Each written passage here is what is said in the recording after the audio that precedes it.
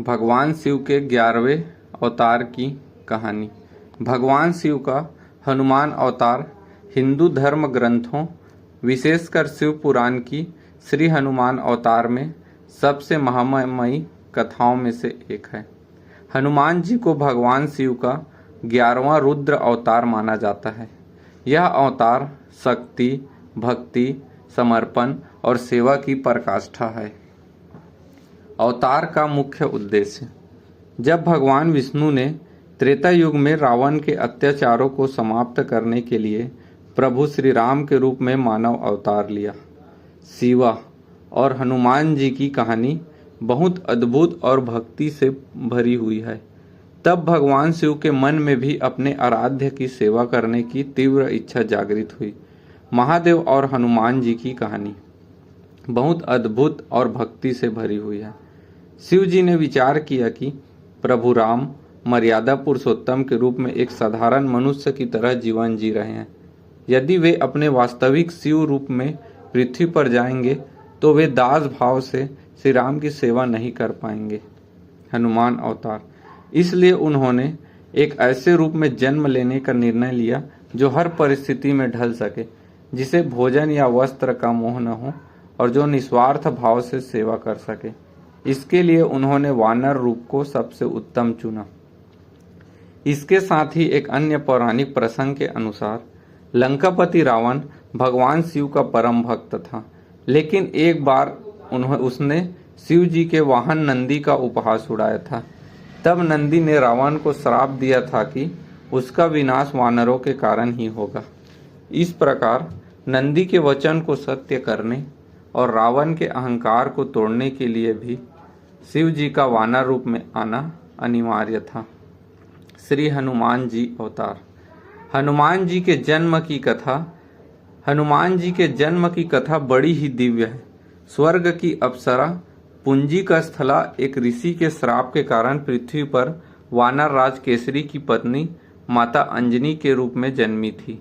इस श्राप से मुक्ति के लिए उन्हें एक दिव्य पुत्र को जन्म देना था। संतान प्राप्ति के लिए माता अंजना ने भगवान शिव की कठोर तपस्या की।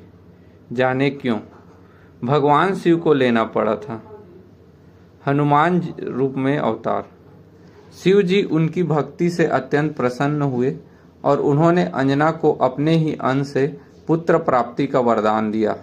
श्री शिव महापुराण कथा में हनुमान को बताया भगवान शिव का अवतार। उसी समय अयोध्या में राजा दशरथ अपनी पत्नियों के साथ संतान प्राप्ति के लिए पुत्र कामेष्टि यज्ञ कर रहे थे। यज्ञ की समाप्ति पर अग्निदेव ने राजा दशरथ को एक दिव्य खीर का पात्र दिया। दैवी विधान के अनुसार एक चील ने उस प्रसाद का एक छोटा सा भाग अपने पंजे में दबा लिया और उड़ गई। जब वह चील माता अंजना के आश्रम के ऊपर से गुजर रही थी, तब भगवान शिव की प्रेरणा से पवन देव ने तीव्र वेग से हवा चलाई, जिससे वह प्रसाद चील की पकड़ से छूटकर सीधे ध्यान मग्न माता अंजना की अंजलि हाथों में गिरी। आकाशवाणी सुनकर माता अंजना ने उस दिव्य प्रसाद को ग्रहण कर लिया। इस प्रकार भगवान शिव के तेज और पवन देव के माध्यम से माता अंजना के गर्भ से चैत्र मास की पूर्णिमा को हनुमान जी का प्रागट्य हुआ। शिव के अंश होने के कारण उन्हें शंकर, सुवन और वायुदेव के सहयोग के कारण पवन पुत्र कहा गया। और हनुमान जी की कहानी बहुत अद्भुत और भक्ति से भरी हुई है। अवतार का महत्व और सीख। बचपन से ही हनुमान जी असीमित शक्तियों के स्वामी थे। हनुमान जी बड़े होने पर उन्होंने सुग्रीव से श्री राम की मित्रता कराई, समुद्र लांघा, माता सीता की खोज की और लंका दहन करके रावण के अहंकार को चकनाचूर कर दिया।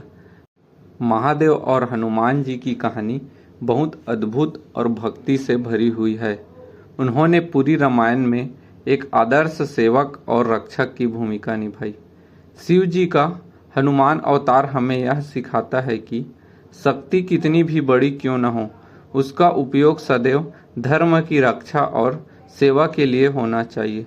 स्वयं देवाधिदेव महादेव होकर भी उन्होंने श्री राम के चरणों में दास बनना स्वीकार किया, जो सच्ची भक्ति और निरहंकारिता का सबसे बड़ा उदाहरण है।